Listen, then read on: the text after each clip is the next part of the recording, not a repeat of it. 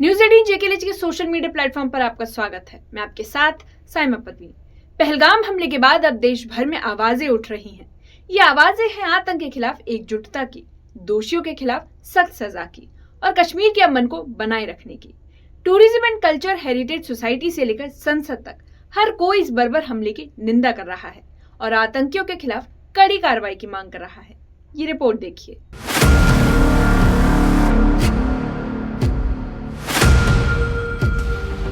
पाकिस्तान की हरकतों के खिलाफ अब देश के अलग अलग हिस्सों में आवाजें बुलंद हो रही हैं। अब राजनीतिक, सामाजिक और सांस्कृतिक संगठन एकजुट होकर पाकिस्तान को कड़ी चेतावनी दे रहे हैं। लोकसभा सांसद आगा रुहुल्लाह मेहदी ने पहलगाम हमले में मारे गए आदिल हुसैन के परिजनों से मुलाकात की।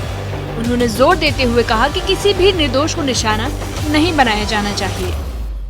मैं इस वक्त जो सेंट्रल सतह पे या मुल्की सतह पे जो इकदाम उठाए जाएंगे उस बारे में ना कोई सियासत करना चाहूँगा ना कुछ बोलना चाहूँगा।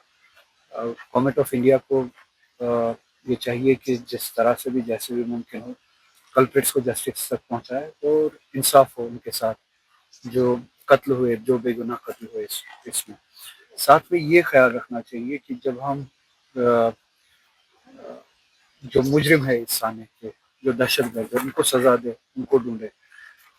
मुजरिमों को सजा देते हुए हम किसी बेगुनाह को खुदा न खास्ता इस चपेट में ना आए। तो इसके लिए गवर्नमेंट ऑफ इंडिया को भी और यहाँ पे भी जितनी फोर्सेस है, पुलिस इंक्लूडिंग, उनको ये ख्याल रखना चाहिए कि इस प्रोसेस में किसी बेगुनाह को अजियत ना हो, चाहे वो मजदूर हो, चाहे वो घोड़े वाला हो, चाहे वो टैक्सी वाला हो, चाहे वो लेबरर हो।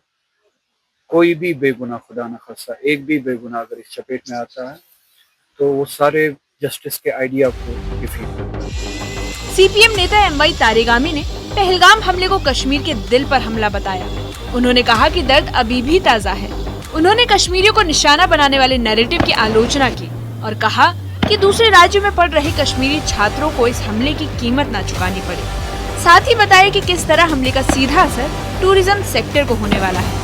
उन्होंने कहा कि जिस तरह हमले ने कश्मीर के टूरिज्म सेक्टर को गहरी चोट पहुंचाई है, उसे दोबारा पटरी पर लाना आसान नहीं होगा। ये एक बड़ा सदमा है हम सब के लिए। वो जो मारे गए, उनके दुख में दुख के लेवल को पहचाना नहीं जा सकता, हम समझ नहीं सकते। जम्मू के लोगों ने भी इस इश्तिआल अंगेज सिचुएशन में काफ़ी हौसला रखा और एक दूसरे को ताउन दिया। मरहबा के लायक हैं वो, उन्हें हमारी तरफ से मरहबा मिलना चाहिए। कश्मीर के अवाम ने, आपने इस जर्नलिस्ट देखा होगा, यहाँ कितने हजार लोग पिछले 30 साल 35 साल में मर गए, मारे गए, मुख्तलिफ क्रॉस फायर में आ गए। बड़ी तादाद जो है वो तो यहीं के थे। कश्मीरी पंडित भी यहाँ के, वो चले गए, उनको जाना पड़ा। उसके साथ और भी फैमिलीज, सैकड़ों फैमिलीज मुसलमानों की, सिखों की, उनको भी जाना पड़ा। तो यहाँ पर बड़ी तादाद, यहाँ देख लीजिए, उलमा जो हैं, मौलाना मसूदी जैसे लोग तो बिस्तर मरग पर थे, उनको भी बख्शा नहीं गया। मेयर वाइज साहब को यहाँ साउथ कश्मीर के चांसलर्स वगैरह, उनको भी, प्रोफेसर्स को बख्शा नहीं गया, अखबार वालों को भी नहीं बख्शा गया। तो आज इस सदमे की घड़ी में हमें एक चीज कोशिश करनी चाहिए, जो ये कहा गया कि कौन हिंदू है उस पर गोली ना चलाए, कौन मुसलमान है उस पर गोली ना चले। अरे गोली चलाने वाले का कोई धर्म है नहीं।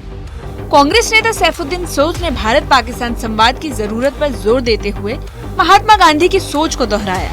उन्होंने कहा कि कश्मीर में आतंकवाद के लिए कोई जगह नहीं है। कश्मीर के लोग खुद आतंक के सख्त खिलाफ हैं, लेकिन दोनों देशों को बातचीत के जरिए इस मसले का हल निकालना चाहिए। गांधी जी ने कहा था, हालात कुछ भी हों तो बात को जारी रखना चाहिए, क्योंकि उन्होंने उस वक्त समझाया था कि पाकिस्तान और इंडिया दो हमसाया ममालिक हैं, तो इनको बाकायदा आपस में गुफ्तगू शनीद करनी चाहिए और हमेशा कोशिश करनी चाहिए कि हर जो तजाद है, जिस पर इख्तलाफ है राय का, उसको बातचीत के ज़रिए हल करे, चाहे हालात कुछ भी हों। वो इसलिए ज़रूरी समझा था महात्मा गांधी ने कि ये दोनों हमसाया मुल्क हैं और इनके अवाम चाहते हैं कि दोस्ती रहे। लेकिन अब जो हुआ पहलगाम में बदकिस्मती से, इसलिए पाकिस्तान को, दुनिया के राय आमा को बताना चाहिए कि हम ऐसी दहशतगर्दाना कार्रवाई को साथ नहीं देंगे।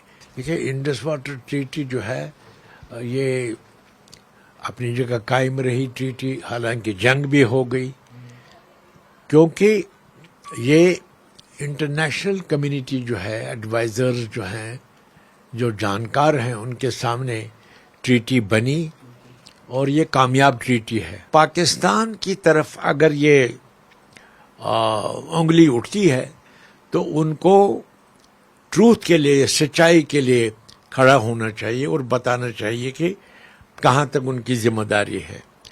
पाकिस्तान से, मैं जब वाटर रिसोर्स मिनिस्टर था, पाकिस्तान से एक जमाल साहब आते थे, पढ़े लिखे ब्यूरोक्रेट, और वो सफाई से एनालाइज करते थे। हमारी तरफ से, जो गवर्नमेंट की तरफ से उनके साथ बैठते थे, तो इत्मीनान होता था कि अच्छी बातचीत हो रही है। लेकिन अब जो है पाकिस्तान के खिलाफ ये शहादत मिली है पहलगाम में, तो गड़ी की सुई पाकिस्तान की तरफ इशारा करती है। तो पाकिस्तान को इसमें, देखिए, मेरा शहरी मेरा ख्याल है, Pakistan and India have the compulsion of history to live together peacefully. Peace में जहां तक रखना होगा, जो रखना डालेगा, तो लोग समझ जाएंगे क्या है हकीकत है। जम्मू की tourism and culture heritage society ने आतंकियों के खिलाफ सख्त सजा की मांग की है। संगठन के अध्यक्ष रामिंदर कुमार ने कहा कि आतंकियों के मंसूबों को नाकाम करने के लिए कश्मीर को छोड़ना नहीं, बल्कि वहां जाना ही असली जवाब होगा। उन्होंने कहा कि अगर डर के आगे हार मानी तो ये राष्ट्रवादी ताकतों की हार होगी। जो भी टूरिस्ट आ रहा है उसको हम अपनी मर्जी नहीं थोप सकते, उसने जहाँ जाना होता है वो जाएगा। तो इसको देखते हुए ये जो एक नैरेटिव जो चल रहा है बायकॉट कश्मीर, ये बंद होना चाहिए, क्योंकि ये अगर मैसेज एक नेगेटिव इम्पैक्ट जो अगर चला गया कि टूरिज्म इंडस्ट्री खासतौर पे कश्मीर को लेकर के अगर हम उसको बैन कर देंगे तो अलगाववादियों को सपोर्ट मिलेगा। जो कोई भी नेशनलिस्ट जो है वो ये नहीं चाहेगा कि उनके इरादे जो है वो मजबूत हों। पहलगाम हमले के बाद जम्मू कश्मीर में राजनीतिक दल से लेकर जनता तक सब एकजुट हैं। जम्मू कश्मीर के हर कोने से एक ही आवाज उठ रही है कि अब आतंकियों को और बर्दाश्त नहीं किया जाएगा। पहलगाम हमले के बाद जम्मू कश्मीर में राजनीतिक दल से लेकर जनता तक सब एकजुट हैं। जम्मू कश्मीर के हर कोने से एक ही आवाज उठ रही है कि अब आतंकियों को और बर्दाश्त नहीं किया जाएगा। इस मामले में आपकी क्या राय है, कमेंट सेक्शन में कमेंट करके बताइए।